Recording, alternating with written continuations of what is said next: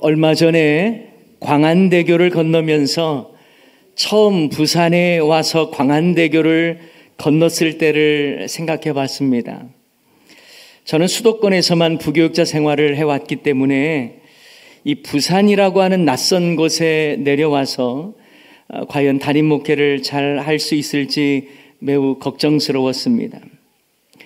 부임한 후에 여느 목회자처럼 이제 성도님들을 알아가기 위해서 신방을 바쁘게 다녔는데요. 한 번은 해운대 쪽 신방을 가기 위해서 아내와 함께 광안대교를 건너는데 그야말로 감동이었습니다.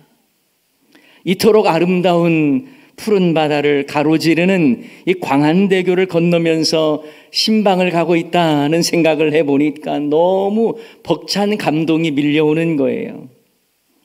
사실 수도권에서 부교육자로 사역할 때엔 바다를 보고 싶거나 싱싱한 회를 먹고 싶으면 1시간도 넘게 인천 쪽 서해바다로 나가야 했거든요. 그런데 여러분도 아시겠습니다만 서해는 이 뻘이 많다 보니까 바다 색깔도 부산에서 보는 이런 바다 색깔과는 비교할 수가 없습니다. 그러니 바다도 제대로 보지 못한 서울 촌놈이 망망대해의 그 부산 바다를 보니까 얼마나 기분이 좋던지요. 그래, 이게 바다지. 제 가슴이 확 뛰어서 얼마나 큰 감동을 받았는지 모릅니다. 정말 부산에서 사역을 하다 보니 이런 힐링도 경험하는구나, 너무 행복했습니다.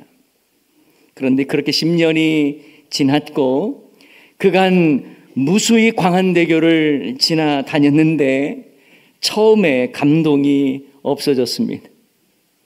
광활한 바다를 가로질러 광안대교를 지나도 그다지 큰 감동으로 다가오지는 않는 거예요. 오히려 차가 많이 막힐 때는 짜증이 나기도 합니다. 처음엔 그토록 감동으로 다가왔던 길인데 왜 지금은 내 안에서 감탄이 사라진 걸까요? 바로 익숙함 때문입니다. 당연함 때문입니다. 광안대교를 건너는 그 놀라운 경험과 감동이 익숙해진 거예요. 당연함 속에 묻혀버린 것입니다. 그러다 보니 자연스럽게 내 안에 감동과 감사와 감탄이 희미해진 것이지요. 여러분, 우리의 신앙생활도 마찬가지 아닐까요? 익숙함에 우리 안에 감동이 사라집니다. 당연함이 감사를 희미하게 만들어요. 이스라엘 백성들이 출애굽해서 만나를 먹었을 때도 이와 같았습니다. 하늘 양식을 비같이 내려주신 만나에 대한 이스라엘 백성들의 첫 반응은 한마디로 감탄이었습니다. 출애굽기 16장 14절부터 15절까지 말씀인데요. 그 이슬이 마른 후에 광야 지면에 작고 둥글며 서리같이 가는 것이 있는지라 이스라엘 자손이 보고 그것이 무엇인지 알지 못하여 서로 이르되 이것이 무엇이냐 하니 모세가 그들에게 이르되 이는 여호와께서 너희에게 주어 먹게 하신 양식이라 그랬어요. 여러분, 이 만나라는 말은요, 이것이 무엇이냐라고 하는 이 만후라고 하는 말에서 나왔다고 해요. 그래서 만나로 불려진 것입니다. 다시 말하면 이스라엘 백성들이 만나를 보고는 신비로운 놀람을 의미하는 이 감탄인 것입니다. 우리말로 생각하면 아유, 이게 웬 떡이야? 이런 의미일 거예요. 이처럼 만나에 대한 첫 인상은 긍정적인 감탄의 의미를 담고 있습니다. 그리고 그들은 만나에 대해서 감탄하며 이렇게 평가합니다. 출애굽기 16장 31절 말씀 다 같이 한번 읽어봅니다. 이스라엘 족속이 그 이름을 만나라 하였으며 가시같이 희고 맛은 꿀 섞은 과자 같았더라. 아멘. 맛이 어떻다고요? 꿀 섞은 과자와 같았대요. 이스라엘 백성들이 처음 경험한 만나의 맛은 꿀 섞은 과자, 이렇게 표현을 했습니다. 여러분, 이스라엘 백성들에게 꿀이라고 하는 것은요, 달콤하다, 맛있다, 몸에 좋다라고 하는 의미를 담고 있습니다. 그래서 잠언과 시편에도 보면 주님의 말씀을 송이꿀로도 비유합니다. 이처럼 이스라엘 백성들이 처음 만나를 대했을 땐 대단히 긍정적인 감탄의 의미가 포함되어 있는 거예요. 하지만 그들에게 서서히 만나는 익숙해지기 시작합니다. 매일 내리는 하나님이 주시는 은혜의 선물인 만나에 대해서 당연하게 생각하다 보니까 감탄이 나오질 않아요. 그냥 당연한 것으로 받아들여집니다. 그러니 감사는 사라지고 만나에 대한 평가도 부정적으로 달라집니다. 이스라엘 백성들이 광야길을 가면서 맨날 만나를 주식으로 먹다 보니 고기가 먹고 싶은 거예요. 게다가 출애굽때 함께 나온 이스라엘 백성과 섞여 살던 이방인들의 탐욕에 물들어서 그들도 고기 먹고 싶다고 울부짖는 것입니다. 나중에는 애굽에서 먹던 음식을 그리워하죠. 그때는 노예 신분으로 주인이 던져주는 음식을 먹었을 터인데 종살이했던 그날을 오히려 그리워하더라는 것입니다.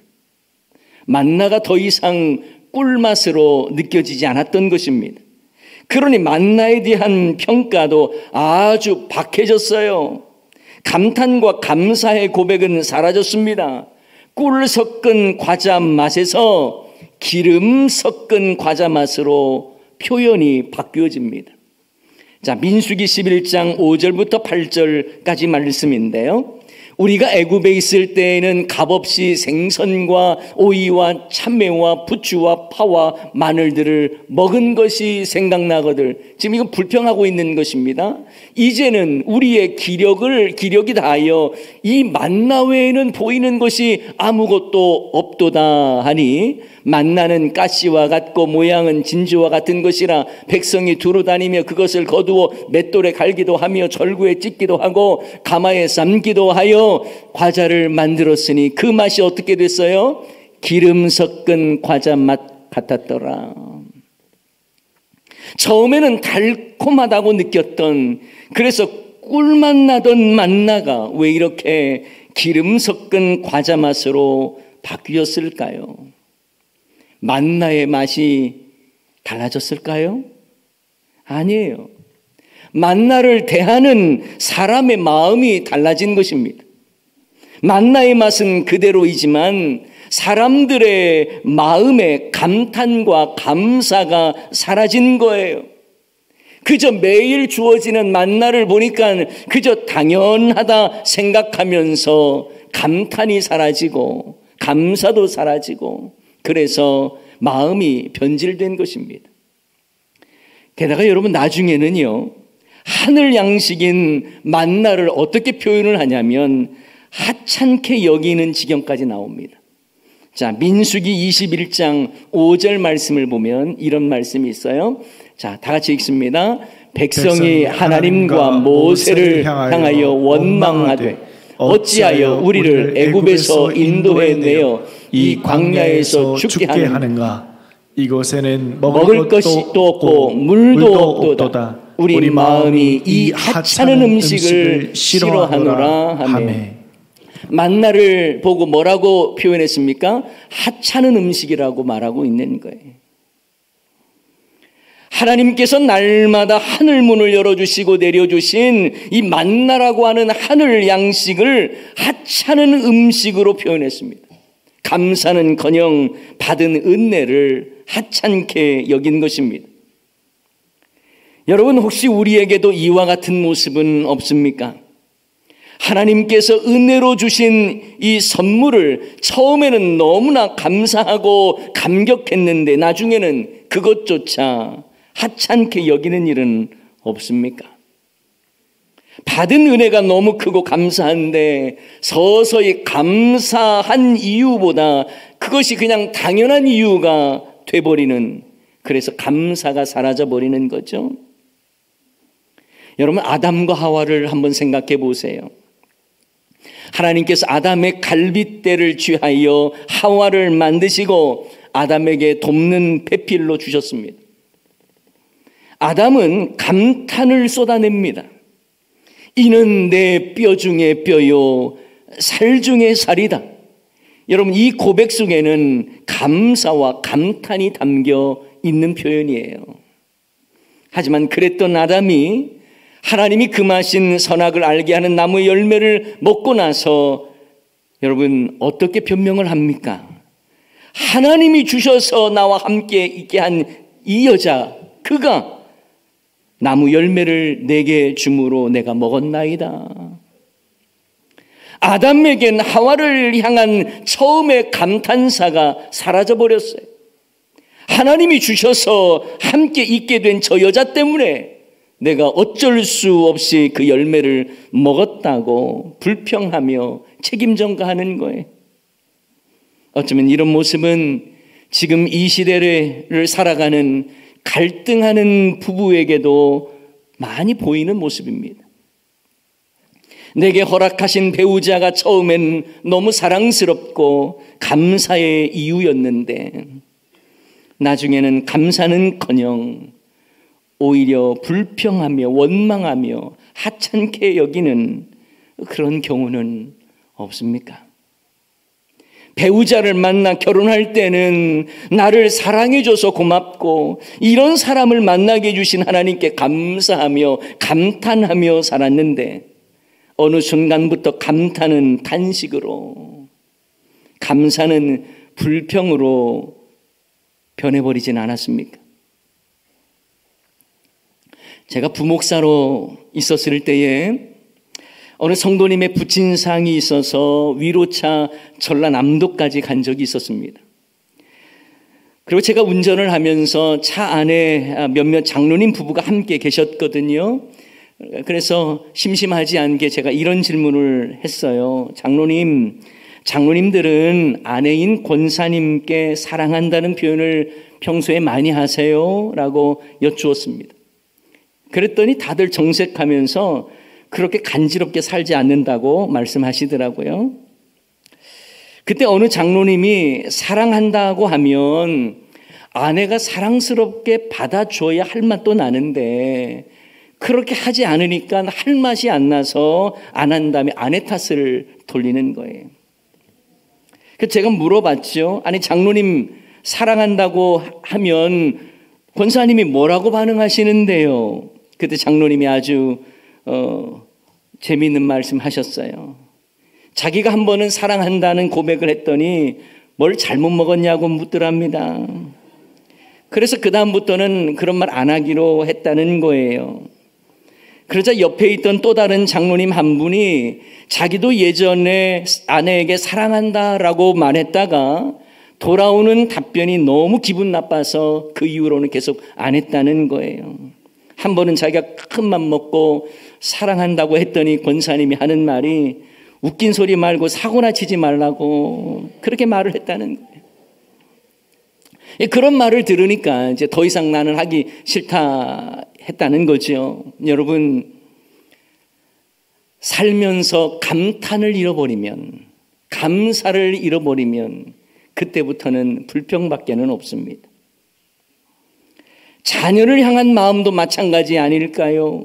처음 아기가 태어났을 때에 하나님의 특별한 선물로 생각하면서 너무 기쁘고 감격스럽고 날 닮은 아기가 너무 신기하고 신비로워서 감탄하며 감사하며 키웠는데 키우면 어떻습니까? 키우면서 어떤 느낌을 받습니까? 속썩이는 자식 보면서 감탄은 사라지고 불만이 가득해지잖아요. 감사보다는 불평이 가득한 삶을 사는 건 아닙니까? 자녀를 허락해 주심 처음에는 너무 감사했고 감탄했는데 내 기대와 다른 모습에 감사는 불평으로 바뀔 때도 있더라는 것입니다. 여러분 행복한 가정이 되려면 여러분의 가정에 감탄과 감사가 늘 넘쳐나야 할 줄을 믿습니다. 행복한 신앙생활도 마찬가지예요. 받은 은혜에 대한 감사와 감격이 메말라서는 안 되는 것입니다. 출애굽한 이스라엘 백성들의 변덕도 바로 이와 같습니다. 그들은 하나님이 베푸신 놀라운 은혜를 은혜로 여기지 않았어요. 받은 은혜를 쉽게 망각했습니다. 주어진 은혜를 당연한 것으로 여겼습니다. 모든 것이 하나님의 은혜가 아니라 당연한 것으로 여기다 보니 감사는 희미해져 갑니다. 하늘 양식인 만나가 변한 것은 아닌데 사람들의 마음이 변한 거예요. 여러분, 만나를 하나님이 주신 영의 양식으로 우리가 이해해 보자고요. 하나님께서 실제로 만나를 통해서 이스라엘 백성들을 광야 생활에서 먹이셨습니다. 자, 이걸 영적인 양식으로 생각을 해보자고요. 그렇다면 우리에게 내리는 이 생명의 양식은 바로 하나님의 말씀이라고 볼 수 있습니다. 우리는 각종 설교를 통해 큐티와 개인 묵상을 통해서 하늘 양식을 먹게 됩니다. 모두 하나님이 우리에게 주시는 영의 양식이에요. 문제는 그 영의 양식을 당연하게 받아들이고 감탄하고 감사하지 않고 나중에는 무감각해진다는 것이 문제인 것입니다. 내가 주님의 말씀을 받을 수가 있고 내가 교회 생활, 신앙 생활을 할 수 있다라고 하는 것조차 당연하게만 생각한다면 하나님이 베풀어 주시는 은혜를 은혜되게 여기지 않는 거예요. 여러분, 초대교회에서는요, 말씀을 듣고 지키기 위해서 목숨 내놓아야 했습니다. 가까운 북한 동족들, 우리 동포들만 보아도 마찬가지예요. 성경을 소지하고 있거나 라디오 방송으로 복음을 듣다가 걸리면 상상할 수 없는 고문과 핍박을 받게 됩니다. 여러분, 우리가 주님의 말씀을 언제라도 들을 수 있다는 것, 마음만 먹으면 언제라도 설교를 접할 수 있다는 것, 이것은요 모두가 누리는 당연함이 아닙니다. 그런데도 주의 말씀을 하나님의 은혜로 여기지 않는 사람들도 많더라는 거예요. 혹시 여러분 중에 예전에 설교는 참 은혜롭게 들렸는데 지금은 은혜롭게 다가오지 않는 분이 계십니까? 물론 어떤 경우에는 목사가 갑자기 설교 준비를 제대로 하지 않고 기도도 안 하고 영성이 없어져서 생기는 문제일 수도 있겠죠. 그러나 그보다도 말씀을 받는 여러분의 마음에 문제가 생겼을 수 있습니다. 예를 들어 설교자와 불편한 관계를 갖거나 또 말씀이 주어지는 것을 그냥 당연한 것으로만 여기고 사모함도 없이 타성에 젖은 신앙생활을 한다면 영적인 만나인 하나님의 말씀을 하찮게 여길 수 있다는 거예요. 혹시라도 설교하는 사람과 말씀 듣는 성도 간의 마음이 불편해지면 더욱 하나님의 말씀은 은혜의 말씀으로 들리지 않을 것입니다.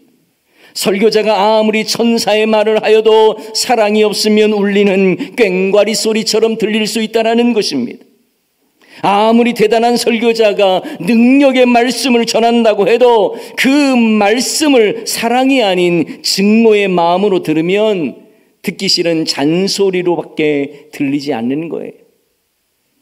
하늘 양식인 만나의 맛은 변하지 않았어도 하늘 양식인 만나를 대하는 백성들의 마음이 변해버렸어요. 감탄이 사라져버렸어요. 감사가 없어요. 하찮게 여겨버린 거예요. 광야에 있던 이스라엘 백성들에게는 만나는 하나님이 거저주시는 은혜의 선물 아니었습니까? 이스라엘 백성이 의롭고 잘나서 착해서 얻은 만나가 아니에요. 불평하고 원망하는 백성들에게도 하나님은 만나를 은혜의 선물로 날마다 공급하셨습니다. 하지만 그들은 하늘 양식을 당연하게 여겼습니다.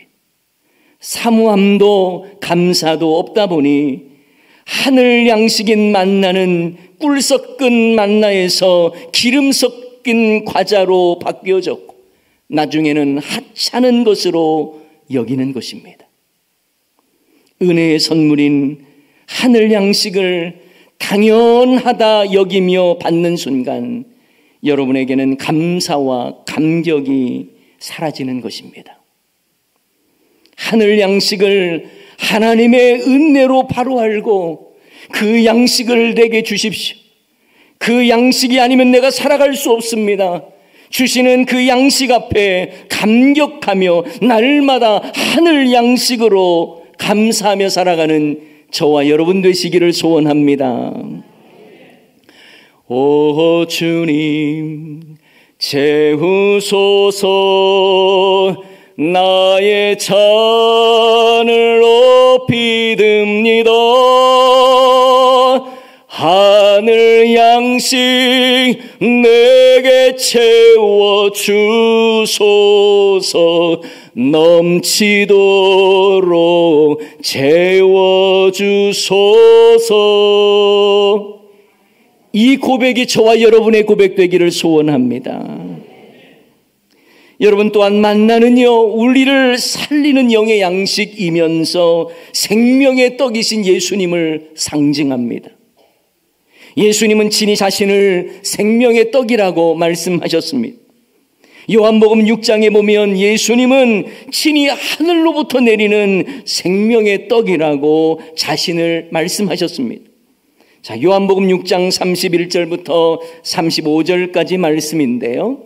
기록된 바 하늘에서 그들에게 떡을 주어 먹게 하였다 함과 같이 우리 조상들은 광야에서 만나를 먹었나이다. 사람들이 이렇게 말을 했습니다. 그럼 예수님께서 이르시되, 다 같이 한번 읽어볼까요? 내가 진실로 진실로 너희에게 이르노니 모세가 너희에게 하늘로부터 떡을 준 것이 아니라 내 아버지께서 너희에게 하늘로부터 참 떡을 주시나니 하나님의 떡은 하늘에서 내려 세상에 생명을 주는 것이라. 그들이 이르되 주여 이 떡을 항상 우리에게 주소서. 예수께서 이르시되 나는 생명의 떡이니 내게 오는 자는 결코 줄이지 아니할 터이요 나를 믿는 자는 영원히 목마르지 아니하리라. 아멘. 아멘. 예수님께서 자신을 가리켜서 생명의 떡이다, 하늘로부터 내리는 생명의 떡이다 라고 말씀하셨습니다. 광야에서의 만나처럼 예수님은 우리의 생명의 떡이십니다. 그런데 과연 우리는 생명의 떡이신 예수님께 감격하며 감사하고 계십니까? 우리를 구원하시기 위해 하늘 보자 내려놓으시고 이 땅에 오신 예수님에 대한 감격과 감사가 잘 유지되고 계십니까? 혹시 하늘의 양식인 만나를 당연한 것으로 생각하고 나중에는 하찮게 여겼던 이스라엘 백성들처럼 우리도 받은 은혜를 당연하다고 생각하며 감사와 감격을 잃어버린 것은 아닙니까? 이스라엘 백성들도 하나님의 하늘의 양식인 만나를 보고 처음에는 감탄했어요. 꿀 섞은 과자라고 환호했습니다. 하지만 점차 당연함에 감사는 사라지고 점차 하찮은 것으로 여겼던 것처럼 혹시 우리도 구원의 은혜마저 헛되이 여기며 살아가는 것은 아닙니까? 우리에게 생명을 주시기 위해 생명의 떡으로 이 땅 가운데 오신 예수님을 생각할 때 우리도 처음에는 감격했어요. 눈물도 많이 흘렸습니다. 그런데 지금은 십자가를 생각해도 감격이 없고 냉랭해진 우리의 모습은 아닙니까?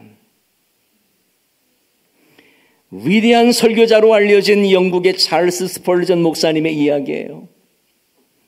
어느 날 스펄전 목사님의 사모님이 목사님 서재에서 흐느끼며 울고 있는 소리를 듣습니다. 놀라서 서재에 들어와 남편에게 묻습니다. 여보, 왜 울고 있어요? 무슨 일 있으세요? 그때 스펄전 목사님이 이렇게 대답을 했다고 하죠. 여보, 십자가를 생각해도 더 이상 눈물이 나질 않아. 스펄전 목사님은 십자가의 감격이 사라져가는 자신의 모습에 너무 괴로워하며 흐느껴 울었던 것입니다. 과연 우리의 모습은 어떠합니까? 많은 그리스도인들이 십자가의 감격, 십자가의 사랑을 잊어버린 채 신앙생활하고 있는 것 같아요. 어느 순간 구원의 은혜에 감격하지도 못하고 성도의 삶의 눈물이 사라져버렸습니다. 어쩌면 우리도 구원의 은혜를 안다고 하면서도 헌신하지를 않습니다. 날 구원하신 예수님처럼 섬기겠다고 희생하겠다고 결단하지도 않습니다. 하나님의 은혜의 선물인 만나를 하찮게 여긴 이스라엘 백성들처럼 구원의 선물 역시 예수 그리스도를 하찮게 여기면서 그렇게 내 중심으로 살아가고 있는 우리의 모습은 아닙니까? 나 같은 자를 살리신 주님의 은혜를 그저 과거의 감격으로만 묻어두면서 오늘을 구원의 감격으로 살아내지 못하는 우리의 모습은 아닙니까? 이상하게도 신앙의 연수가 더하면 더할수록 오히려 그 구원의 감격은 희미해져 가고 당연함 속에 불평만 가득한 우리의 모습은 아닙니까? 사랑하는 여러분, 구원의 은혜를 아는 사람은 당연함이 아닌 감사와 감탄의 삶을 사는 거예요. 우리는 십자가의 은혜를 생각하면 생각할수록 감격하며 감사하는 삶을 사는 것입니다. 진심으로 바라기는 저와 여러분 하나님의 은혜를 은혜되게 누리시기를 바라며 그래서 받은 은혜를 생각하며 날마다 감사 영광 주님께 올려드리는 저와 여러분의 삶이 되시기를 주님의 이름으로 간절히 축원합니다.